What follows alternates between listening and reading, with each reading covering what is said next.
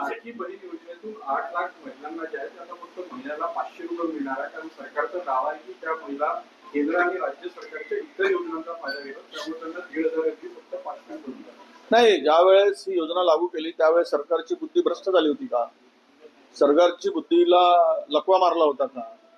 आता जर बिचाऱ्या संजय गांधी निराधार महिला आहेत, निराधार म्हणजे कोणाला म्हणतात? ज्याला कुटुंबात कोणी आधार नाही, त्या वयस्क आहेत, जे कमवू शकत नाही, जे काही मिळवू शकत नाही, अशा ज्या महिला आहेत त्यांना जर 1,500 रुपये मिळत होते आणि सरकार 1,500 दिलं तर 3,000 झाले असते आणि त्याचं कुटुंब ते बिचारा वयोवृद्ध कुटुंब आपला प्रपंच चालवू शकले असते. परंतु यांना काय वाटतं की 1,500 घर चालतं?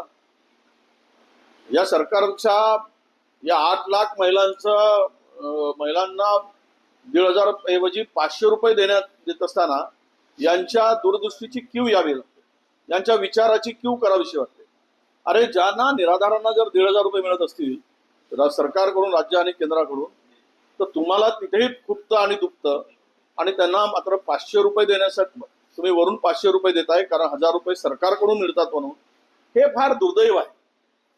म्हणजे मतासाठी त्यावेळेस सरसकट निर्णय घेतले, मतं घेतली आणि आता मात्र यांची या योजना गुंडाळण्यासाठी किंवा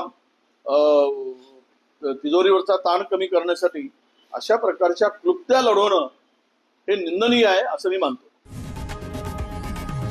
लोकशाही मराठी ऐका, पहा, जागरूक रहा.